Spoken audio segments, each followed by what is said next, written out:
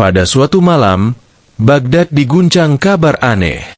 Dari ruang bawah tanah istana ditemukan sebuah kitab tua bersampul hitam. Konon kitab itu berusia lebih tua dari kerajaan, dengan tulisan asing yang tidak dikenal oleh siapapun. Para penjaga yang pertama kali menemukannya mengaku merasakan hawa dingin dan mendengar bisikan aneh ketika memegang kitab itu. Kabar pun menyebar cepat, kitab rahasia dunia telah ditemukan. Raja segera memerintahkan semua ilmuwan, ulama, bahkan tabib istana untuk mempelajarinya. Tetapi hasilnya mengejutkan. Setiap orang yang mencoba membuka halaman kitab itu jatuh sakit, linglung, atau pingsan seketika. Raja kebingungan. Bagaimana mungkin kitab hanya berisi huruf, tetapi bisa membuat orang kehilangan akal? Gumamnya. Seorang penasehat tua lalu berbisik, "Tuanku, ada satu orang yang mungkin mampu. Satu-satunya orang yang tidak bisa dikalahkan oleh teka-teki dunia, Abu Nawas." Abu Nawas dipanggil ke istana. Seperti biasa, ia datang dengan wajah santai, membawa sepotong roti basi di sakunya. Para menteri memandangnya dengan sinis, menganggapnya hanya pengganggu yang gemar bersilat lidah. "Wahai Abu Nawas," kata raja dengan nada serius, "jika engkau berhasil menyingkap isi kitab ini, aku akan menghadiahimu emas seberat tubuhmu. Namun jika gagal, engkau akan kubuang ke penjara bawah tanah." Abu Nawas menjawab dengan wajah polos, "Tuanku, hadiah emas seberat badan itu terlalu kecil. Badanku kurus. Bagaimana kalau emas seberat bayangan tubuhku ketika matahari siang?" Seluruh hadirin terdiam. Raja menepuk dahi sambil tertawa. "Dasar licik kau, Abu Nawas. Tapi baiklah, aku terima syaratmu. Kini, buktikan kepintaranmu." Abu Nawas dibawa ke ruang rahasia tempat kitab itu disimpan. Sebuah ruangan batu yang dingin, dengan penerangan obor. Kitab diletakkan di atas meja emas. Namun bukannya langsung membacanya, Abu Nawas malah duduk bersila, mengeluarkan roti basi dari sakunya, lalu membakarnya hingga asap mengepul. Para pengawal saling pandang, bingung dengan ulahnya. Setelah beberapa saat, Abu Nawas membuka kitab itu. Aneh, huruf-huruf di dalamnya tampak bergerak, seolah berubah-ubah. Tapi ia tetap tenang, lalu menutupnya kembali dan keluar dengan wajah penuh percaya diri. Raja menatap penuh penasaran. "Bagaimana? Apakah engkau berhasil membacanya?"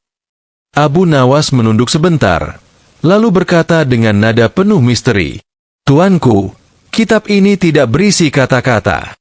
Ia hanyalah cermin. Siapapun yang membacanya akan melihat isi hatinya sendiri. Yang serakah akan sakit, yang iri akan bingung, yang sombong akan kehilangan akal. Karena kitab ini bukan untuk dibaca dengan mata, tetapi dengan jiwa." Seluruh istana terdiam. Para ulama terperangah, para filsuf saling berbisik. Raja pun bertanya, "Kalau begitu, wahai Abu Nawas, apa isi kitab itu bagimu?" Abu Nawas tersenyum lebar. "Bagiku, kitab itu hanya berisi satu kalimat sederhana. Makanlah roti sebelum basi, jangan tunggu hingga misteri." Seisi istana meledak tertawa. Namun raja menyadari, ada kebijaksanaan mendalam di balik lucuan itu. Hidup ini sederhana.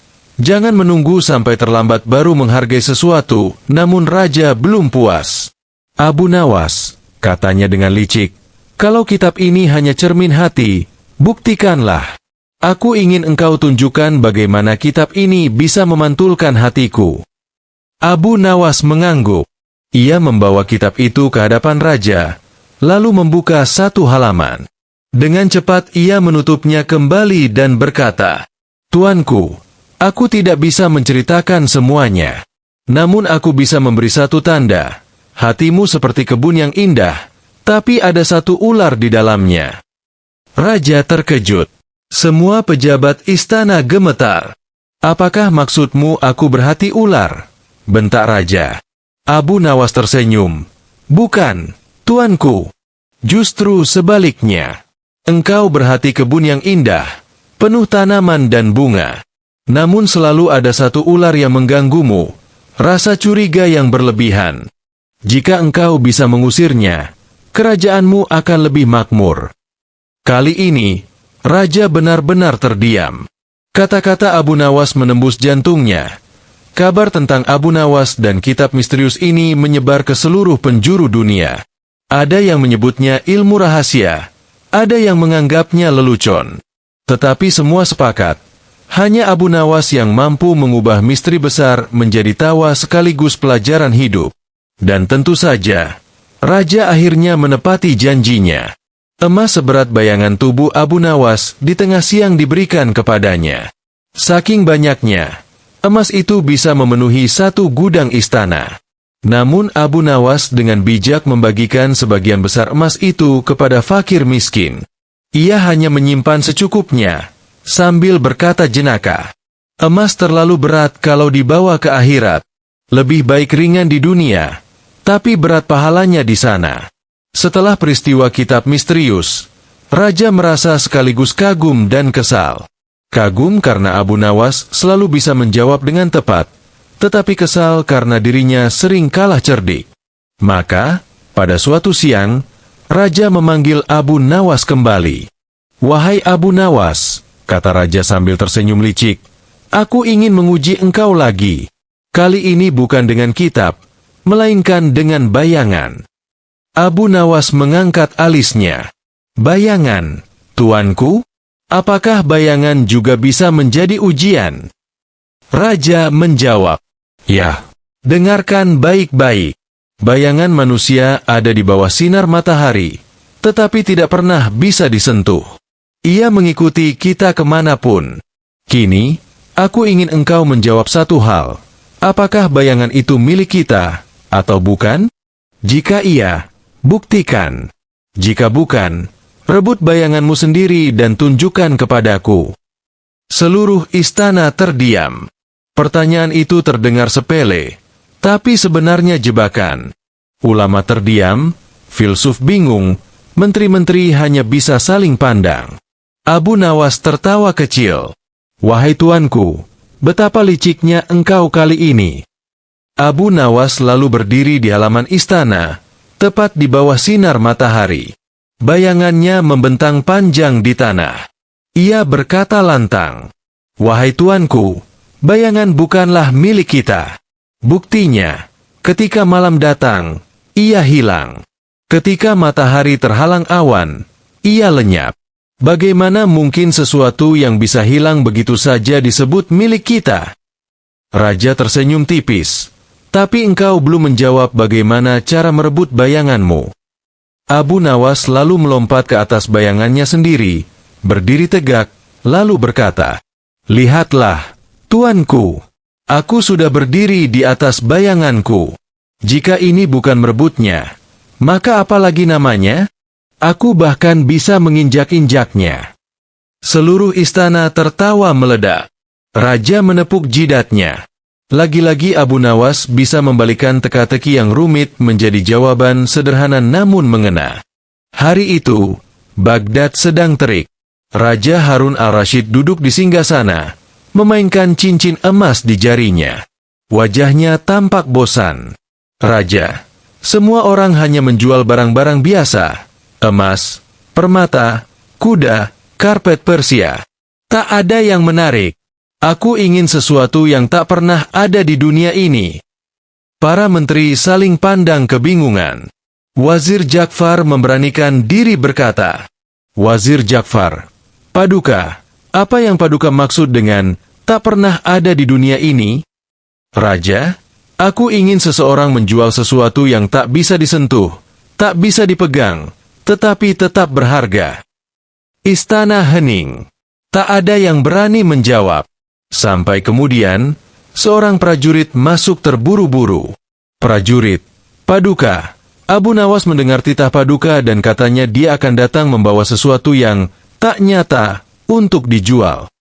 Raja tersenyum lebar. "Ini menarik." Di luar istana, Abu Nawas berdiri di bawah pohon kurma sambil memperhatikan bayangannya sendiri. "Abu Nawas, bayangan ini selalu setia mengikutiku. Kalau raja bosan membeli emas, kenapa tidak kuberi sesuatu yang mustahil saja? Bayanganku sendiri. Ia mengambil karpet lusuh dari rumahnya, bukan untuk dijual, tetapi untuk menangkap bayangannya. Di ruang singgasana yang megah, Abu Nawas masuk dengan wajah serius. Abu Nawas, Paduka Raja, hamba datang menjual barang paling langka, bayangan hamba sendiri. Seluruh istana tertawa. Raja mengerling heran. Raja, bayangan? Kau mau menjual itu padaku? Mana bisa? Abu Nawas, justru karena mustahil, nilainya tinggi, Paduka. Tak ada orang di dunia ini yang punya bayangan Abu Nawas, kecuali jika Paduka membelinya. Raja, baik, berapa harganya? Abu Nawas, 1000 keping emas. Murah sekali untuk sesuatu yang tak ternilai. Raja tak mau kalah. Raja, jika aku membeli bayanganmu, apakah kau masih boleh berjalan di bawah matahari? Abu Nawas, tentu tidak, Paduka. Sejak bayangan itu milik Paduka, hamba harus bersembunyi di tempat gelap agar bayangan itu tak kabur kembali. Raja, kalau begitu, bagaimana aku mengambil bayanganmu sekarang? Abu Nawas tersenyum licik. Ia membentangkan karpet lusuh di lantai, berdiri sehingga bayangannya jatuh di atas karpet. Dengan gaya dramatis, ia menggulung karpet itu, lalu menyerahkannya ke raja. Abu Nawas, ini Paduka, bayangan hamba yang sudah hamba bungkus rapi. Jangan sampai terbang tertiup angin. Seluruh istana pecah oleh tawa. Beberapa prajurit bahkan terjatuh karena menahan geli. Seorang menteri mencoba membantah. Menteri, wahai Abu Nawas, bukankah ini hanya gurauan? Mana bisa menjual sesuatu yang tak nyata? Abu Nawas tersenyum dan berkata, Abu Nawas, bayangan hanyalah tanda keberadaan, Paduka Menteri. Barang siapa membeli tanda, belum tentu memiliki hakikatnya. Banyak orang di dunia membeli hal yang tampak, padahal isinya kosong. Raja mengangguk, terkesan. Raja, benar juga. Orang sering tertipu oleh kemasan luar, padahal yang penting adalah isi di dalam. Raja, yang puas sekaligus terhibur, benar-benar membayar 1000 keping emas kepada Abu Nawas. Raja, ambillah ini, dan jangan sampai bayanganmu lari dari istanaku. Sebelum pergi, Abu Nawas berbisik nakal. Abu Nawas, Paduka, jaga baik-baik karpet itu. Kalau hilang, hamba tak menyediakan garansi. Raja pun tertawa terbahak-bahak hingga air matanya keluar. Kisah ini tersebar ke seluruh Baghdad.